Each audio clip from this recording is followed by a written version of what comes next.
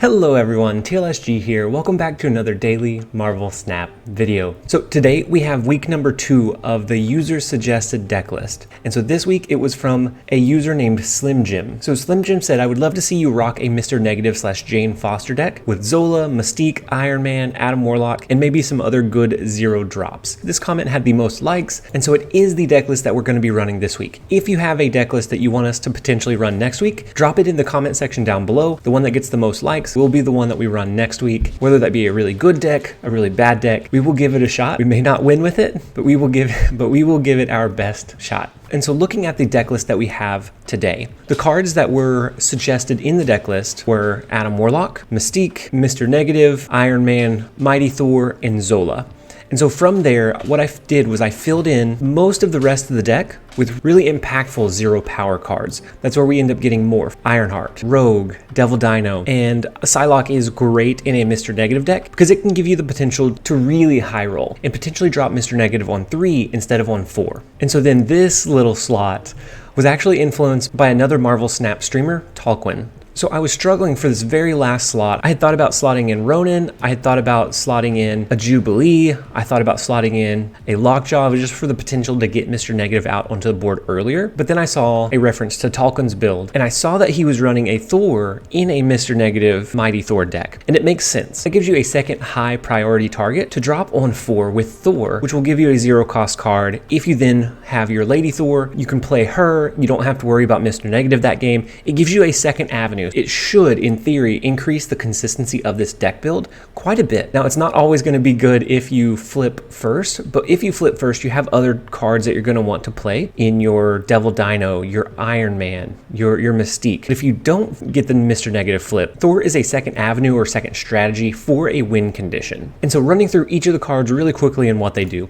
we have Adam Warlock. He's going to potentially increase our draw. If we can match him with one of our other non-inversed cards, we can potentially increase our draw, giving us a better chance of drawing into Mr. Negative, Thor, Mighty Thor, some of our more high-powered cards. We have Psylocke. She's going to help ramp us up into a high power 4-cost drop. So on reveal, she's going to give us 1 additional energy. We have Ironheart. This is a decent card when it's not inversed, but whenever it's flipped, it is going to be even better. We have Morph. This is more of a high roll style card with a lot of decks building some really high powered combos. We're seeing Electro ramp decks. We're seeing some really incredible cards pretty consistently. And so Morph has the chance to high roll into those. If you drop him around 4 or 5, you have the potential to high roll into some really powerful things. We have Mystique. She's going to copy the last ongoing ability that was played. And so in this deck list, we have potentially Devil Dino, we have our Iron Man as good high priority targets for our Mystique. And then we have Rogue.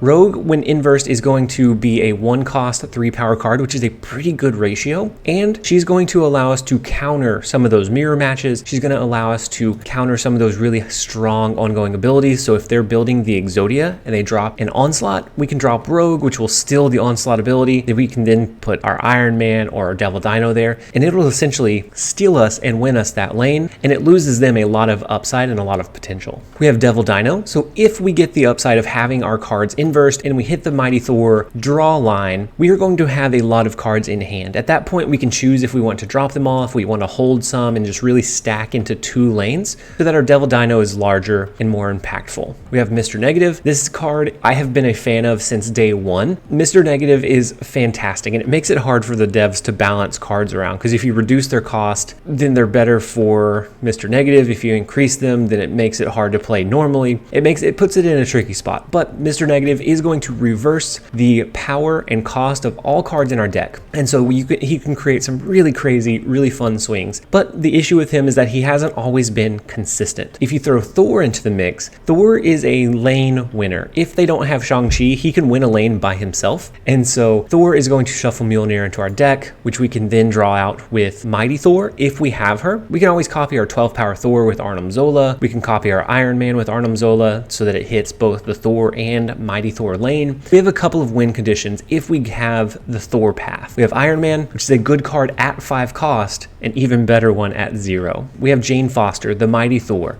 On reveal, she's going to draw all 0 cost cards from our deck. If she gets hit with Mr. Negative before we have her in hand, it's not great. But if we have the upside of having both her and Mr. Negative in our hand, or we have her in our hand at the time we drop Mr. Negative, then she will end up drawing almost all of the cards in our deck list right after they've been inversed. So huge card, a lot of really great potential. She's more of a high roll, but when she hits, it is almost a guaranteed win. And then lastly, closing out the deck list, we have Arnim Zola. Arnim Zola is going to be another win more type card. If he is inversed, 0 cost, 6 power, makes for some really crazy last turn swings because you could drop an inversed Iron Man and an inversed Arnim Zola into the same lane and essentially push 2 Iron Men onto the board. If you have a Mystique, you can push 3 Iron Men onto the board on the very last turn. You can do some really crazy things with Arnim Zola in this deck list. It's definitely going to be better if he gets hit with Mr. Negative, but if not, he is still a pretty good, pretty viable target by hitting like your Iron Man or some of your other high power, high impact cards. And so that is the rundown of the deck list. We are going to go ahead and jump into a few games. I hope you guys enjoy. All right, so first up we have Pobega. In our starting hand, we have our Devil Dino, we have Adam Warlock. We don't have any of our like really high impact 4 cost cards, but Elysium's pretty nice. Rogue will be able to steal any of their ongoing abilities that are good. We're gonna play Adam Warlock just into the unknown location, just so that we have him, if nothing else, out of our hand. That way, if we need to, we can draw into additional resources, but if we don't need to, then he's not going to clog up our hand and stop us from drawing in our 0 cost cards. Then we get Jotunheim, which is pretty tough. We're going to be losing power each turn there. Do we think we can come up over their power level in the flooded location with just a Thor? I think that becomes an issue. We're going to go ahead and play Thor into Jotunheim here. That way he can grow over time. We are going to get the upside from Adam Warlock since we don't have our Mr. Negative, we don't have our Jane. It gives us some chance to draw into some high impact cards. Ooh, and so then we do draw into Jane here. So we can pull, never mind, we can't pull Mjolnir out because we already have it in hand. We can do a Devil Dino here, and then do we wait for potential Arnim Zola so that we can hit Devil Dino and push it here and here? Since this is 0 cost, I think we wait and just kind of play it out and see what it looks like. We are winning in Jotunheim for now. We're going to have to drop Mjolnir if we want to continue winning after this turn though. And so going into almost the next to last turn, we have 2 cards left in deck. One is Arnim Zola. So this was the last card we played. We could drop our Mystique, or would that be a mistake? So they skipped. Do they have an Infinite that they're going to play? If so, then we need to come up over their power level somehow, which does become difficult, especially in Jotunheim. So maybe we don't. Maybe we just drop Mjolnir, or do we hold Mystique for the Iron Man Mystique play? Maybe we do that. Maybe we do the high roll of Morph. We're also going to do our Iron Man Mystique next turn. That way we have the double Iron Man to drop. And we're not going to win Jotunheim this, actually, yeah, we may, depending on what they dropped. I bet this is an Infinite though. Ooh, and so we morph into Odin, which then re-triggers our Thor. What are the chances there? We have a shot at Jotunheim now, or we have a shot at getting the lucky Arnim Zola upside. So if we did this, right, we're going to lose 4 power overall this turn, so that goes down to 8. We're going to be 8, but that's 8 doubled into 16 and then doubled again into 32. Do we think 20 power is enough to win Elysium? We're going to go with it. I think it's just cheeky enough to work. We're definitely going to go with it. The morph into Odin, I think, was the game winner here. We're going to snap at them. I think they invest... No, they invest more resources into Jotunheim? Okay. Well, maybe we might still win. It's going to be close, though. So right now, before Jotunheim triggers, we are at 48. And that's going to reduce quite a bit. We still come out over their power level with the Infinite, with the Chavez, with the Scorpion, all in Jotunheim. Pobega. Oh my gosh, this is nuts. Like the combo potential in this deck list is insane. Oh my gosh, and that's we didn't even hit the Mr. Negative high roll. We hit the Morph high roll for sure. Okay, 1 down. All right, so next up we have Ice Cobra. We do have our Mystique in hand. We have the Mighty Thor. So if we can draw into Mr. Negative here, that's great. We don't. We have some of our big resources already in hand, which is kind of unfortunate for us. We do get the upside of having Onslaught Citadel. So whatever cards we drop in that lane, whether it be a Devil Dino, whether it be a Mystique, the effects are going to be doubled. So I think we go with the potential high roll here of Morph. We're just gonna roll for it. The good old college try. and we hit a Killmonger, which kills their Yondu. They may be running the Death Wave deck that we had featured today. We're going to go ahead and drop a Adam Warlock into Muir Island. I don't think we play into Cloning Vats just yet, so they do a leader. Oh my gosh, the leader play. But we just dropped an Adam Warlock, so we didn't drop anything huge, and so that kind of disrupts their potential draw in that scenario. We don't have any cards that are inversed. We could always do a Devil Dino here. We could follow that up with an Arnim Zola, which would give us a big Devil Dino here and here. Is that enough to win though? Is what I'm wondering. And then if they do an Odin into the leader, then all we're dropping is Arnim Zola. So it'll maybe duplicate their leader, which does another Arnim Zola, but none of their cards are really that high powered. It's not a great play line. I don't know that it's even a good play line, but it's the play line we have. And we know that Onslaught Citadel is going to double the ongoing effect, so our Devil Dino will end up being like 20-something power, probably 28 power after all is said and done. So it's a pretty decent shot. No, it will be 28 power because we'll drop the Arnim Zola, but it'll duplicate back into our hand, so we'll have a maxed hand size. Okay, we're gonna go ahead and do that. We have initiative, so even if they locked down a lane somehow, we're gonna flip first. And so we're gonna have a 28 power lane here, 22 power lane. That leader play was sneaky. I wasn't anticipating the leader play. I'm glad we dropped just Adam Warlock off of the leader instead of like the Mighty Thor or something really high power. All right, so next up we have Ben Jaren. And in our starting hand, we do have our Thor, which is going to be pretty good. Arnim Zola is going to be good for getting cards over into Death's Domain by sneaking and duplicating it over. So they play a Nova, so they may be playing like a Destroyer type deck. Limbo doesn't necessarily help us out too much, but we might be able to stack a lot of cards in one of the two lanes as long as they don't lock something down with a Professor X. And so here we don't really have anything great to play. I think we need to get some of our cards onto the board. And so we're going to play Morph. We're going to go for that Morph gamble. And they haven't really dropped much, so it could be anything. But even if, let's say, it's a Destroyer, we don't have any other resources on the board, so it's okay. And then if we, for some reason, flip into Professor X, that'd be fantastic. We could do some pretty cool things. So we get a Killmonger, which kills off their Nova, which is not great, but we do know that they now have a Killmonger. So on this turn, we're going to drop our Thor into Limbo. The goal is that we play the Mighty Thor into Hell's Kitchen. We can then drop our Mjolnir and duplicate the Thors, or duplicate the Thors, and then drop Mjolnir in the Arnim Zola lane, depending on kind of what that play line looks like. Okay, and so they do Wave, which is an interesting one, and then they do Demon. So Wave into 5 is kind of strange, though. It means we can drop any of our resources. We're still going to go with the normal Mighty Thor, but I'm curious what they're going to be dropping, because it's on turn 5. We have an additional turn, so they do Wave into a Hulkbuster. What? Ben Jaren, I'm confused. At the play line, or what that idea would be. Okay, I thought when Hulkbuster merged with Wave, it kept that ongoing ability for a second. I was going to be very impressed.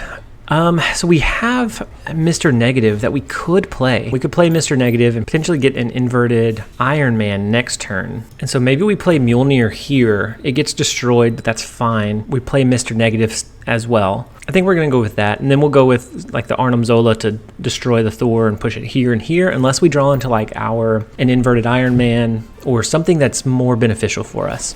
So they Venom the Wave lane and the Demon lane. They also have Deathlock. Okay. So Deathlock was their last card, not Venom, so we don't have to worry about a Taskmaster here, which is good. The Mjolnir pushes our Thor up to 12 power before it gets destroyed. Ooh, and we do get the inverted Iron Man. And so now we need to decide what we want to do. Playing the inverted Iron Man here pushes us up to 34 power. So we could do Devil Dino, we could do Ironheart, and we could do Iron Man, which would leave us with 246 power for the Devil Dino. So the issue may become winning that lane at that point. No, I think we go with it. I think that's going to be our best bet, because Ironheart has 4 targets that it can hit with its buff. So if it hits 2 out of 3, or even 3 out of 3, that gives it a pretty good push in Hellfire Kitchen, and then in Limbo, we have a really good power push here. So I think that's what we're going to lock in with. We're going to lock in with that. They do push power into... Oh, so they did have a Taskmaster, but because they did Deathlock last, it's not a big 14 power Deathlock. Had they inverted those, it would have been 28 power and then 29 power, which we're going to come up over anyways, but they would have had a bigger power push. Had they dropped it Deathlock and then Venom, they could have copied the higher power card. And so we will take it. Again, not an incredible high roll, but with Thor, it gives us enough power potential to push even before getting Mr. Negative. All right, so next up we have Igno. We have our Rogue, Devil Dino, Mystique. So if we need to, we can play some we can copy our Devil Dino's ability, but we would rather draw into our high roll plays. And so we're just gonna kind of push through, breeze through a little bit. Oof. The Scorpion is kind of tough. Nova Roma does help us out. It draws us an extra card. We hit our Psylocke and then Thor here. So we're still gonna play our Psylocke. I don't necessarily think we're gonna use it, but I am gonna play the Psylocke. We clear up a hand space. We will be able to drop Thor next turn, or if for some reason we had a 5-drop that was more impactful, we could do that. I mean, we could always start with our Iron Man and then next turn do Mystique since we do have 5. I think we do Thor into the negative zone. That will send another card into our deck list, which isn't great. We draw into the rock that their Korg sent. Ooh. And so they did shift the locations around. Had this swapped into the negative zone with Quake, that would have been pretty bad for them. Interesting. So we're going to play the Mighty Thor. Actually, no, they're capped out here, right? Even if they do something like a Blue Marvel or something to buff up the rocks or like a Khazar, that only adds 2 more power here. We can hit them with the Mighty Thor. Ooh, and so then they use Doc Ock. So what cards do we pull into? We pull into our Arnim Zola, which can't hit anything, the Mystique, which has no target, Devil Dino, which is the only little bit of solace that we have, and then a rock. And so that does make room for our Mjolnir here, but man, is that tough. We can do Iron Man here, which will bring this to 16 because it reduces us by 1 and then pushes us up. We can then play Mjolnir, which will bring us up to 12 here. Is it great? No. Could it win? Maybe. So I think we win this one. I think the 12 should be enough in Fisk Tower as well. So we're going to go ahead and lock that one in. Definitely not your ideal game, but ooh, so if they have a Shang-Chi here, and we flip first, they just outplayed the heck out of us, didn't they? So Polaris to pull a rock over, good. And then Scarlet Witch to change the location. Okay, so not anything to worry about. Had it pulled over into any of our 1 or 2 cost cards, there wasn't any high priority targets, nothing that would have lost us the game by pulling it over. One of these days, we'll get the high roll version of the Mr. Negative, but so far we haven't had to. So speaking of someday where we might get the high roll, we do have Mr. Negative and the Mighty Thor in our starting hand. So we're gonna try to play some of our resources on 3. That way we have room to draw into those inverted cards. And so we'll probably end up playing Rogue instead. It won't have a great target, but it'll let us draw into an additional inverted card that's going to cost 0. And so even though right away we won't have benefit, it'll clear up space for us. We don't mind if it gets destroyed. So we are going to play the Rogue into Stark Tower. So if it does get destroyed, that's fine. It'll at least get a +2 bonus on after turn 5. But the main reason we wanted to play it was to clear up that space. So now we can do really our Mr. Negative wherever we want. I want to kind of keep the Crimson Cosmos. Oh no, I want to keep Wakanda clear because that's going to make for some pretty cool interactions with the Arnim Zola play. So we're going to do our Mr. Negative. So then whatever we play, we're going to play 1 high priority target in Wakanda. And then whatever it does end up trying to destroy, it won't be able to destroy because it's protected here, but it'll still create the duplicates on the left and right lane. So we will go ahead and invert our cards here. They are running a discard style deck and they do have Dracula, which has a pretty cool Dracula variant, but unfortunately, our first inverted card is Thor. So we'll go ahead and play the Mighty Thor in Stark Tower. She'll get a bonus. She'll also draw into 2 of our inverted cards, 2 of our 0 cost cards. So we could get Morph, we could get there's Morph, and then there's Iron Man, which is the one that we really wanted. That is the one that is most impactful for us. We are on our final turn. I think we do the Iron Man, we do Arnim Zola, and then do we go with a Morph here? Oh, we can't go with a Morph there. We could go with a Morph here if we don't think 10 power. Maybe we kind of abandon this lane because it's only going to be 18. Which I guess 18 isn't terrible. And then this will make this one 26, which is pretty decent. And then we could hit them with a Morph, which should hit their Apocalypse, right? Most discard decks are going to be designed to have Apocalypse in hand at the end of the game. And so this will make sure that it hits their Apocalypse. Do we think 26 is enough here? They snapped. We're going to go ahead and snap back at them. It's just a matter of where do we place our Morph. So I'm gonna play it into Wakanda. I think that one's gonna be the hardest one for us to win currently. And so with actually we turn first, so they may have other cards that it hits instead of the Apocalypse. And so we do have the inverted Iron Man. Oh, we could have done, no, we couldn't. So then we shifted over there. We got 36 power here. We have 18 power here, and then Morph will hit a, what is Morph? What did Morph change into? Oh, it's having an awfully hard time figuring this out. We go into the Morph Casino and we get their Apocalypse. We get their 14 power Apocalypse. So now we have a 38 power lane, a 36 power lane, and an 18 power lane. So they're going to beat us in Crimson Cosmos just with the Dracula discard at the end. But otherwise, I don't think they can compete with those power level outputs. I think it's just going to be way too tough. So we do get the Jane Foster high roll gameplay that we've been looking for. Honestly, going into this deck list, I thought it was going to be much more inconsistent than it was. So that is game 5. We are gonna cut it at that. A good way to end is 8 cubes. I honestly thought this was going to be much more inconsistent, but I think with the addition of Thor and just the interaction between that card, Jane Foster, so now Jane Foster has another potential target, Thor really helps the consistency. We won 5 games and we lost 3, but the 3 games that we lost were really low cube games. They were low cube output games, and the ones that we won could have been or were pretty high cube games. And so overall, I think the deck list itself feels phenomenal. I really enjoyed playing this deck list, so thank you so much for suggesting it and voting it. If you guys have a deck list that you want to see me run, make sure to leave it in the comment section down below on this video, and then the one that gets the most likes by next week will be the one that we end up running. So I hope you guys enjoyed the video. If you did, make sure to leave a like and a comment down below. As always, this has been TLSG. Later, guys.